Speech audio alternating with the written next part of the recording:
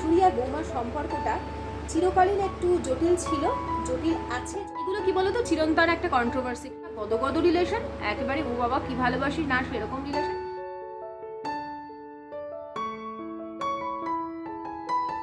এই যে আয়ুষ্মানকে দিতে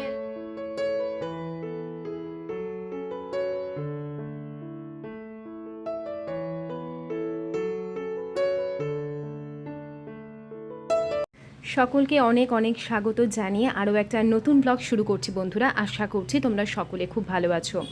শনিবারে যে ব্লগটা শেষ করেছিলাম, যেখানে আমাদের বাড়ির আমাদের হোম ট্যুর বলবো না, আমার পুরো বাড়িটাকে তোমাদের দেখিয়েছিলাম, ঠিক সেই সন্ধেবেলার পর থেকে এই ব্লগটা শুরু হয়েছে। আয়ুষ্মান খেলা থেকে ফিরেছে, স্যাটারডে ওর ফুটবল একাডেমি থাকে, তো সেখান থেকে খেলাধুলা করে ফিরেছে। তো যথারীতি ওকে একটা কিছু খাবার তো বানিয়ে দিতে হবে। চাউমিন বলছিল, কিন্তু সত্যি বলতে এতটাই গরম ছিল না, সেই মুহূর্তে আমার চাউমিন বানাতে ইচ্ছে করছিল। মনে হচ্ছিল ওই ম্যাগিটাকে কোনো ক্রমে মশলা দিয়ে সেদ্ধ বসিয়ে দিই। তো সেটাই ওকে একটু মাখা মাখা করে দিতে হয়। ঝোল ঝোল ম্যাগিও খেতে চায় না। আর এখানে না কালারটা এতটা হলুদ লাগছে, কিন্তু ওকে কিন্তু পুরো মশলাটা আমি কোনো দিনই দিই না, আজ পর্যন্ত দিই না। তার বদলে আমি কি করি, কিছুটা টমেটো সস দিই। এমনিতেও খুব বেশি মশলা দিয়ে খেতে চায় না, ওর খুব ঝাল লাগে সেই জন্য। তো ম্যাগিটাও খুব একটা হেলদি নয়। আর ম্যাগি এনেছি অনেক দিন হয়ে গেছে, মেট্রো ক্যাশ অ্যান্ড ক্যারি যাইনি, প্রায় মাসখানেকের ওপর হয়ে গেছে, মাস দেড়েক হয়ে গেছে যে আমি মেট্রো ক্যাশ অ্যান্ড ক্যারি যাইনি। এই মাসে আর যাওয়াই হয়নি, মে মাসে। তো বুঝতেই পারছো, প্রায় গত মাসের প্রথম দিকে ম্যাগি প্যাকেট আনা ছিল, সেটাকে তো শেষ করতে হবে, তাই একেবারে শেষ করলাম। তো এই যে আয়ুষ্মানকে দিতে এলাম এখানে, আর দিয়ে তারপর যাবো এখন একটু প্যান্টালুন্সে যাবো। প্যান্টালুন্স খোলা থাকবে এখন 8:10 মতন। আয়ুষ্মান আজকে এখানে থাকবে। আর এই মায়ের বন্ধু জেঠিমা, ও জেঠিমা তাকান এদিকে। আপনার মেয়ে মনে হয় আমার ভিডিও দেখে। কেউ একটা কমেন্ট করেছে যে আমার মা রোজ যায় তোমাদের বাড়িতে। হ্যাঁ, রোজ যায়, পারলে আমার মাকে একটু দেখিও।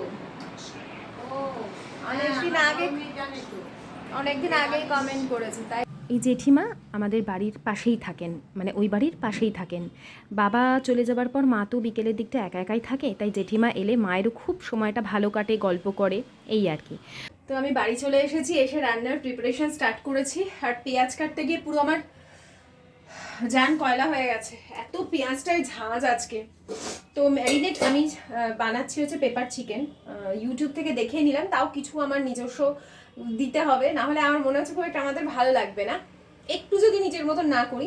তো তোমাদের সাথে শেয়ার করছি। চিকেনের ব্রেস্টের পিস কাটিয়ে এনেছিলাম পাতলা পাতলা লম্বা লম্বা করে। হ্যাঁ, খুব লম্বা না, বাট খুব এই যে এরকম সাইজ। হ্যাঁ, খুব লম্বা লম্বাই কাটিয়েছে। হ্যাঁ, তো এটাকে ম্যারিনেট করেছি শুধুমাত্র কর্নফ্লাওয়ার, একটা ডিম, গোলমরিচের গুঁড়ো, সাদা তেল অল্প, আর লবণ। এই ঠিক আছে, কর্নফ্লাওয়ার, গোলমরিচের গুঁড়ো, লবণ, সাদা তেল আর একটা ডিম, এই দিয়ে ম্যারিনেশন করা ছিল প্রায় অনেকক্ষণ, প্রায় ঘন্টাখানেক হয়ে গেছে। এখন এগুলোকে আমি ভাজবো, ডিপ ফ্রাই করবো। তার সাথে সাথে এদিকে পেঁয়াজ আর ক্যাপসিকামটা কুচিয়ে নিচ্ছি, কিভাবে কি করছি তোমাদের সাথে শেয়ার করবো। তো এটা আজকে মনে হয় কাউকে দিতে পারবো না, কারণ অনেকটা রাত হয়ে গেছে, 9:30, সবাই ঘুমিয়ে পড়বে। তো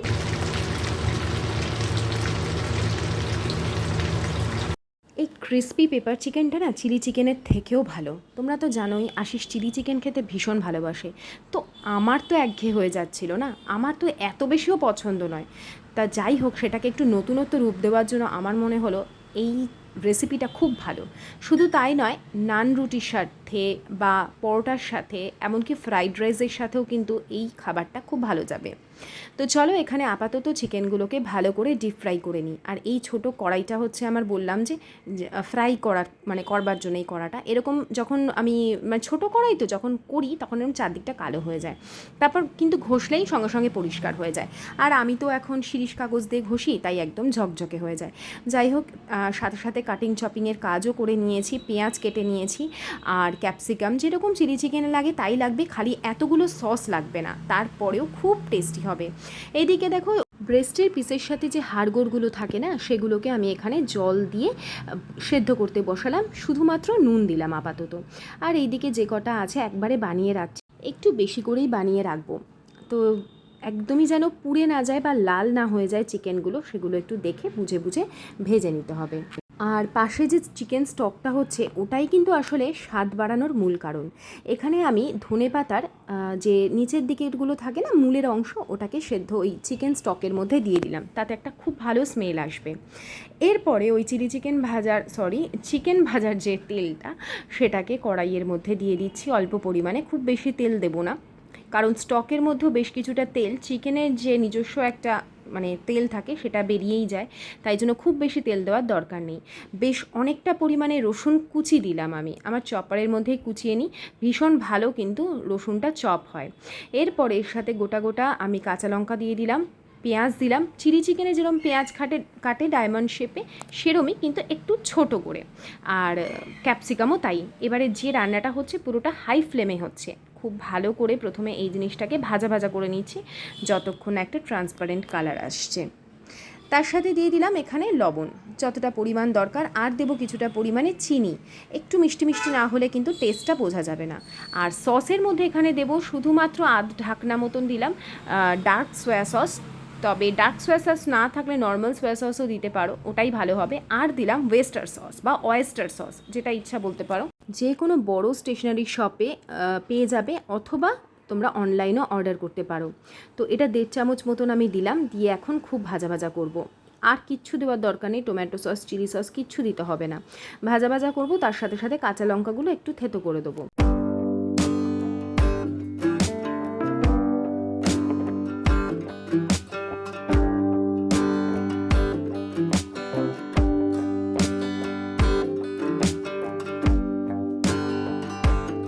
এরপর ভেজে রাখা চিকেনগুলো দিলাম। দেখো রান্নাটা এতটাই সহজ, এমনিতে চিলি চিকেনে আমাদের ম্যারিনেশনে কত ঝামেলা থাকে, এখানে ম্যারিনেশনেও কোনো ঝামেলা নেই, তোমাকে আদা বাটতে হবে না, কিচ্ছু করতে হবে না, বা ম্যারিনেশনের সময় তোমাকে রসুনও দিতে হবে না।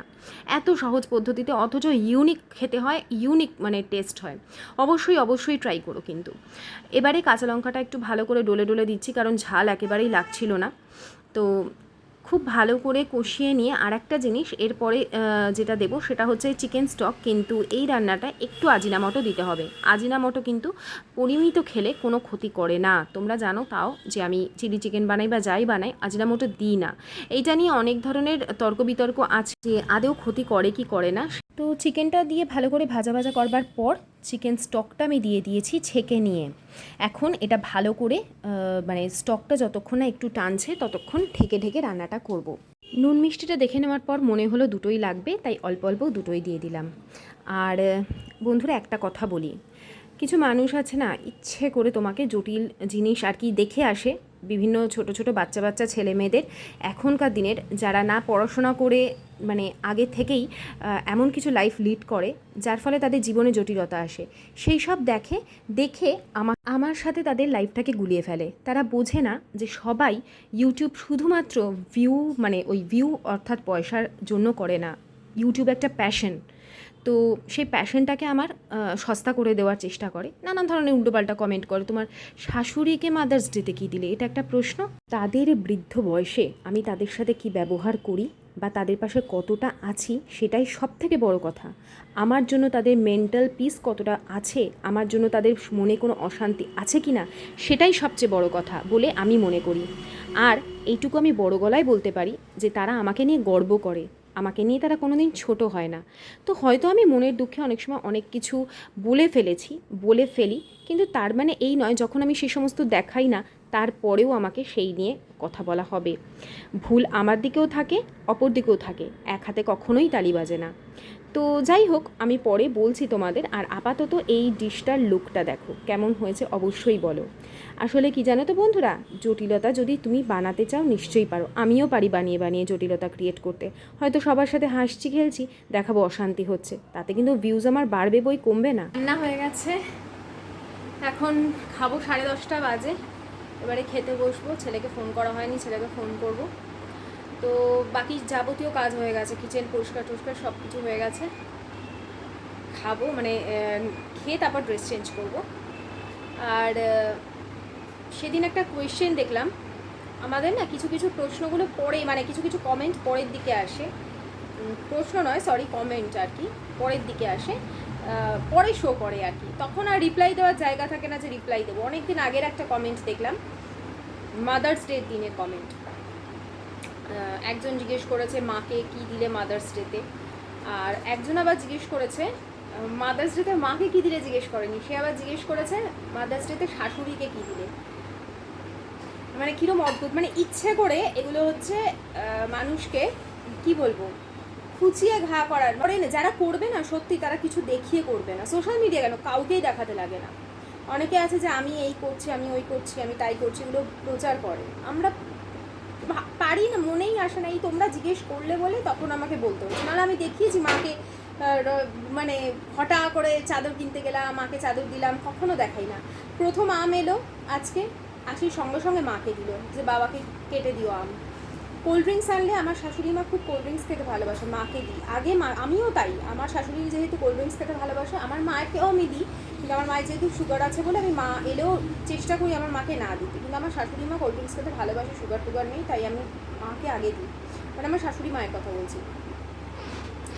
যেটা মিষ্টি কোনো ভালো কিছু হলে আগে আসিস মাকে দিই, বাবাকে দিই, এরকম। তো এগুলো বলবার কিছু নেই। সব থেকে কী জানো তো, শাশুড়ি আর বৌমার সম্পর্কটা চিরকালীন একটু জটিল ছিল, জটিল আছে, জটিল থাকবে। খুব রেয়ার কেসে বলবো যে খুব ভালো রিলেশন থাকে। আমাদের রিলেশন খুবই ভালো। এখন তো আর সেই শাশুড়ি বৌমার সম্পর্ক নেই, এখন হয়ে গেছে মেয়ে মায়ের সম্পর্ক। কারণ 15টা বছর একই বাড়িতে একই সাথে থেকেছি, কোনোদিনও আলাদা বাড়ি ছেড়ে যাইনি বা কোনোদিন। তো এখন আর সেই রকম এখন হচ্ছে। আর দেখো একটা কথা সবসময় জানবে, মা নিজের মাই হয়, আর শাশুড়ি মা শাশুড়ি মাই হয়। আমার মা যতই আশিসের জন্য করুক, ওর কাছে ওর মাই প্রধান থাকবে, কিন্তু আমার মা হবে না প্রধান। আমার কাছেও ঠিক তাই, কারণ আমাকে আমার মা 10 মাসে পেটে ধরেছে, সেই কষ্টটা আমার মা ভোগ করেছে আমাকে নিয়ে। আমি মায়ের নারী ছেড়া ধন, আমার মায়ের প্রতি আমার যে টান থাকবে সেটা কারোর প্রতি থাকবে না, পৃথিবীর কারোর প্রতি থাকবে না। একজন বলেছিলে না, তোমার শাশুড়ি মা তোমার শাশুড়ি মা তোমার শাশুড়ি শ্বশুর মানে বরের যতটা মা তোমারও ততটা মা, একেবারেই নয়। আমার মাও তাই, আমার মা যতই করুক না করুক আমার মাও তাই। আমার মাও কিন্তু আমার যতটা মা ততটা কিন্তু আশিসের মা নয়। হ্যাঁ, সে শাশুড়ি, এর থেকে বেশি কিছুই না। নিজের মা নিজের মাই হয়। এখনকার বহু মেয়েদের আমি দেখি যারা শাশুড়ি মাকে মা পর্যন্ত বলে না। এটা আমার খারাপ লাগে, যদিও এটা আমি এগ্রি করি না, কিন্তু মানে এগুলো কি বলো তো, চিরন্তন একটা কন্ট্রোভার্সি ক্রিয়েট করা। আমার মনে হয় ওই ডাক বলো, সম্পর্ক বলো, সব থেকে বড়ো কথা আমরা কর্তব্য, আমি যদি আজকে কর্তব্য করি না, আমাকে ঠিক ওপরওয়ালা দেখবে। তো এই জিনিসগুলোকে বলার কিছু নেই, এগুলো বলা মানে নিজেদের কন্ট্রোভার্সি ক্রিয়েট করা, আর কিচ্ছু না। কেন শুধুমাত্র এই সমস্ত বলে কন্ট্রোভার্সি? হ্যাঁ, আমার কোনো সময় দুঃখ হয়েছে, দুঃখ ইনস্ট্যান্ট যে দুঃখগুলো পাই সেগুলোই আমার ভিডিওতে ফুটে উঠেছে। এই হয়েছে আমি এক্ষুনি বলে দিয়েছি, কারণ এটাই আমার নেচার। আমার সাথে যা হয় আমি সেটাই তোমাদের বলি। আবার যখন দুজনের মানে কথা হয়, বার্তা হয়, সবই তোমাদের বলি। আবার যখন মনে কোনো কারণে দুঃখ পেলাম, আমার মানে যখনই আমার মনে দুঃখ আমি সেটাই তোমাদের বলে দিয়েছি। তার জন্য অনেকের মনে হয়েছে যে হয়তো রিলেশন খারাপ, কিন্তু তা একেবারেই নয়, একেবারেই সেটা নয়। যেরকম হওয়া উচিত আমাদের ঠিক সেই রকমই, একদম না গদগদ রিলেশন, একেবারে ও বাবা কি ভালোবাসি না সেরকম রিলেশন, আর না কেউ কারোর মুখ দেখবো না, আমি একে সহ্য করতে পারি না, না ওরকম কোনো দিন হবেও না। সেরকম যেন কোনো দিন আমার মনেও না আসে সেই পাপ চিন্তা। আর আমি সত্যি বলতে কোনো মনোমালিন্য, কোনো দ্বন্দ্ব, আমার দোষ নেই, তবু আমি মানুষের কাছে ক্ষমা চাই, বারে বারে ক্ষমা চাই যে ঠিক আছে আমার ভুল হয়ে গেছে, চলো আগের মতন ঠিক করে নিই, আগের মতন ঠিক করে নিই। তাতে অনেকে আমাকে ভাবে যে আমি হয়তো তাকে বেশি তেল দিচ্ছি, তেলাচ্ছি, কথাটা হয় না, সেরকম হয়তো অনেকের মনে হয়েছে। কিন্তু আমি সম্পর্ক ঠিক করবারই চেষ্টা করেছি সর্বদা। তারপর যখন দেখেছি না লিমিট ক্রস করে যায়, তখন আর করি না। কিন্তু আমার পরিবারের ক্ষেত্রে সেটা না, আমি সে মুহূর্ত পর্যন্ত আমার মানে পরিবারের মানুষরা তো রাগ করে থাকে না কেউ কারোর ওপর, দোষ করলে তো ক্ষমা করেই দেয় মানুষ, তাই না? তো এইগুলো কন্ট্রোভার্সি কথাগুলো না বলাই ভালো। হ্যাঁ, মা মাই হয় আর শাশুড়ি শাশুড়িই হয়। শাশুড়ি কখনোই মা হবে না, কখনো হবে না। হলেও সেটা খুব সে লাকি, খুব লাকি। তো এই হলো ব্যাপার। আর বন্ধুরা চলো আজকের মতন আমি ভিডিওটা এখানেই শেষ করছি। যদি ভালো লেগে থাকে আমাদের ভিডিও তবে অবশ্যই লাইক করো, আর আবার আসছি আগামীকাল। ততক্ষণের জন্য টাটা।